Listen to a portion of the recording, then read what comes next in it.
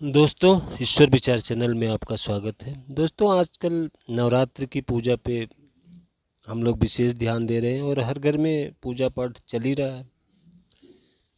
तो जहाँ तक कि नवरात्र की बात है, तो उसका हमको विशेष फल पाने के लिए किन बातों का ध्यान रखना चाहिए, आइए हम जानते हैं।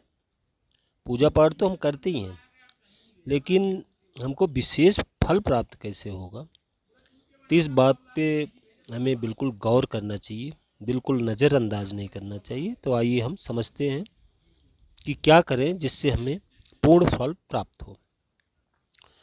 तो नवरात्रि में 9 देवियों का 9 तिथि के अनुसार पूजा पाठ होता है। तो उसी प्रकार उनके भोग भी अलग अलग होते हैं। हमको नहीं मालूम होता है कि कौन से दिन क्या चढ़ाने से हमको विशेष फल प्राप्त होता है। तो आइए हम 9 दिनों के बारे में 9 तिथि के अनुसार सब कुछ जानते हैं। तो पहले दिन होता है माँ शैलपुत्री की पूजा होती है। तो इनको हमको सफ़ेद चीज़ों का भोग लगाना चाहिए। अगर वह गाय के घी में बनी हो तो और अच्छा है। इससे हमें विशेष फल की प्राप्ति होती है और व्यक्ति रोगों से दूर हो जाता है, रोगों से मुक्ति मिल जाती है और हर तरह की बीमारी का इलाज होता है। हर तरह की बीमारियों से इसमें मुक्ति मिल जाती है। दूसरे दिन की बात करें तो इसमें माँ ब्रह्मचारिणी की पूजा होती है और माँ ब्रह्मचारिणी को मिश्री, चीनी और पंचामृत का भोग बना के लगाएं, तो इससे विशेष फल की प्राप्ति होगी। और प्रसाद हम लोगों के बीच में दान पुण्य करें, लंबी आयु का सौभाग्य भी प्राप्त होता है हमें। तो हर दिन का एक विशेष फल है, तो इसको हमको नवरात्र में अमल में लाना चाहिए।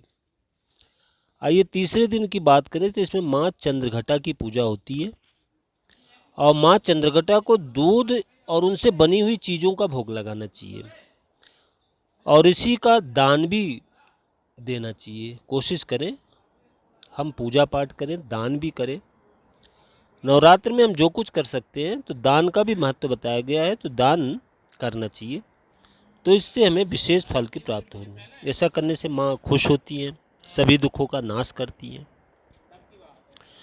चौथे दिन की बात करें तो इसमें माँ कुष्मांडा की पूजा होती है और माँ कुष्मांडा को क्या पसंद है, उनको मालपुए का भोग लगाना चाहिए। अगर हम मालपुआ बना सके अपने घर में, तो कभी कभी नवरात्र आता है, साल के 2 नवरात्र होते हैं, तो कोशिश करें कि माँ कुष्मांडा को मालपुए का भोग लगाएं और वह किसी ब्राह्मण को हम दान करें और खुद भी प्रसाद के रूप में खाएं, लोगों को भी खिलाएं।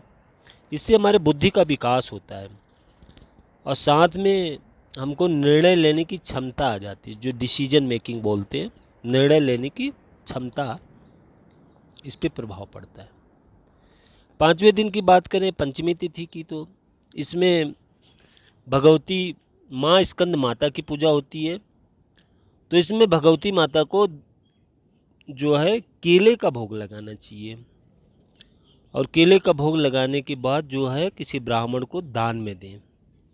ऐसे करने से मनुष्य की बुद्धि का विकास होता है, बुद्धि बढ़ती है।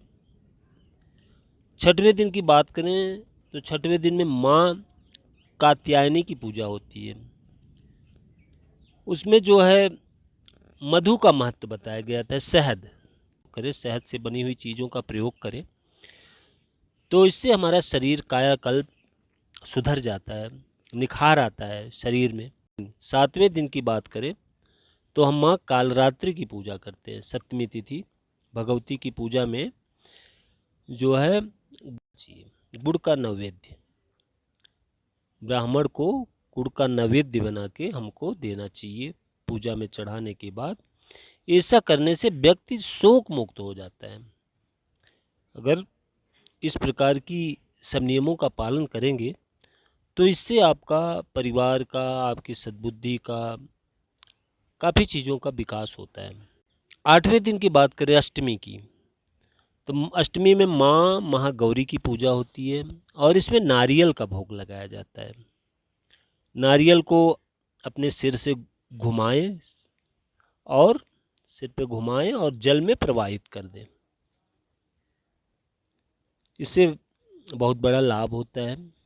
आपके सारे दुख दरिद्र जल के रास्ते बह जाते हैं। अगर हम 9वें दिन की बात करें तो माँ सिद्धिदात्री की पूजा होती है। अंतिम दिन 9वीं तिथि, तो माँ को खुश करने के लिए विभिन्न प्रकार के अनाजों का भोग लगाना चाहिए, जैसे हलवा, चना, पूरी, खीर, मालपुआ, और प्रसाद के रूप में गरीबों को दान पुण्य करने खिलाएं। घर में सुख शांति का अनुभव होता है, सुख शांति मिलेगी, खुद प्रसन्न रहोगे, परिवार सुखी रहेगा। तो ऐसी मान्यता हमारे हिंदू धर्म में बताई गई है। तो अगर जो व्यक्ति इसका पालन नहीं कर रहे हैं तो पूजा पाठ में इसको सम्मिलित करें, खुद का और अपने परिवार का कल्याण करें, और हमारे चैनल ईश्वर विचार को सब्सक्राइब करें, लाइक करें, अपना प्यार दें। धन्यवाद।